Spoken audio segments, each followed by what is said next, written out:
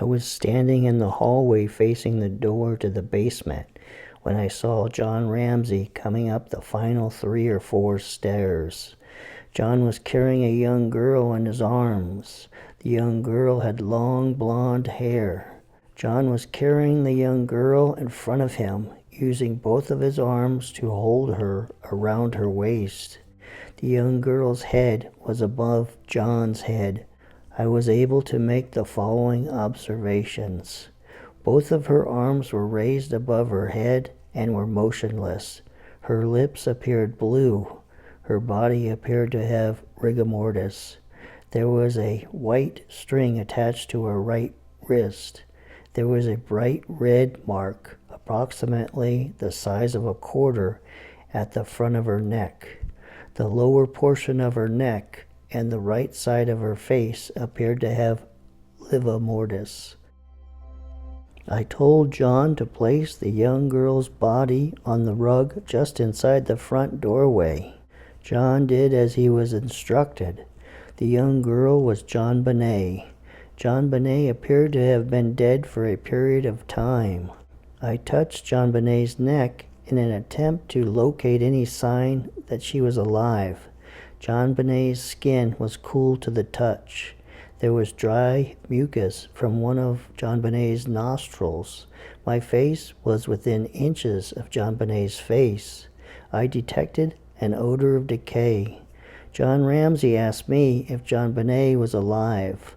I told John that his daughter was dead. After John Ramsey left the room, I picked up JonBenet and carried her into the living room. I laid JonBenet on the rug located inside the living room. John Ramsey returned to the room moments later.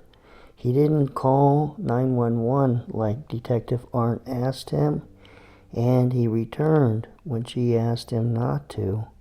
He asked the detective if he could put a blanket over JonBenet's dead body, but before she could answer, he had already done so. Patsy Ramsey fought her way into the living room, pushing past John and her friends and falling onto JonBenet's body, screaming and crying hysterically. Patsy said, "Jesus, you raised Lazarus from the dead. Raise my baby from the dead." Come forth!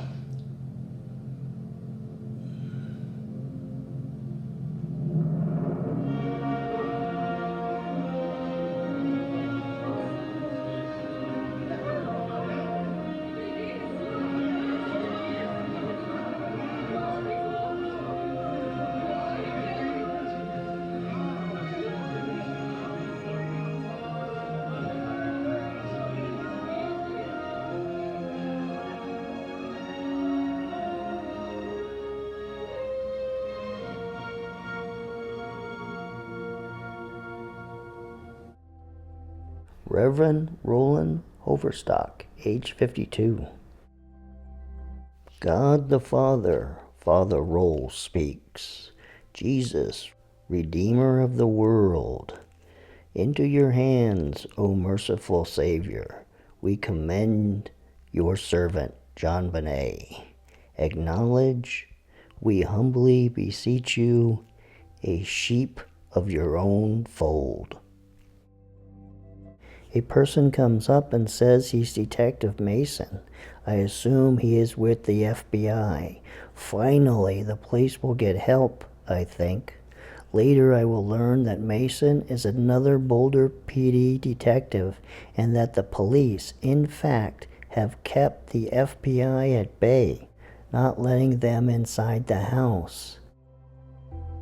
FBI agent Ron Walker, age 50, entered the Ramseys' living room with Larry Mason and saw JonBenet's body lying at the foot of the Christmas tree. Detective Larry Mason, age 46. Mason and Walker went downstairs to the wine cellar, where they saw the white blanket, the duct tape, and the pink Barbie nightgown. Mason noticed that there was something about the crime scene. He couldn't put his finger on what it was that made it look unnatural. Detective Bill Palmer told me that he overheard a phone conversation made by John Ramsey. John was making arrangements to fly to Atlanta either that afternoon or that evening. Perfect murder, perfect town. Another detective overheard John Ramsey talking on the phone to his private pilot. He was making plans to fly somewhere before nightfall. Moments later, Ramsey told Mason that he, his wife, and his son would be flying to Atlanta that evening. He said he had something really important to attend to. What's interesting to me is John discovers JonBenet dead in the wine cellar, removes the duct tape, tries to undo the cord on her wrists, then carries her upstairs, puts her on the floor, and then asks Detective Arndt if JonBenet's alive. So he's having trouble, supposedly, accepting that JonBenet's dead. But Patsy, on the other hand, hears Fleet White come in and tell someone to call 911, and maybe her friends say they found JonBenet dead, but she pretty much immediately accepts the fact that JonBenet's dead because she asked Jesus to raise her from the dead. So in my honest opinion, I think both of them are full of it. Now let's go back to 1 o'clock before Detective Linda Arndt asked John to look about the house. I then spoke to John Ramsey. I suggested to John that he and Fleet White check the house from top to bottom to see if anything belonging to JonBenet had been taken or had been left behind. After I had spoken to John, he immediately went to the basement door. I saw Fleet following John.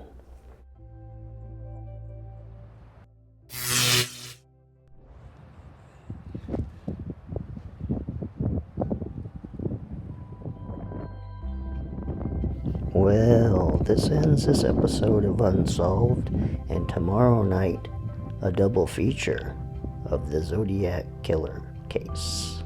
See ya.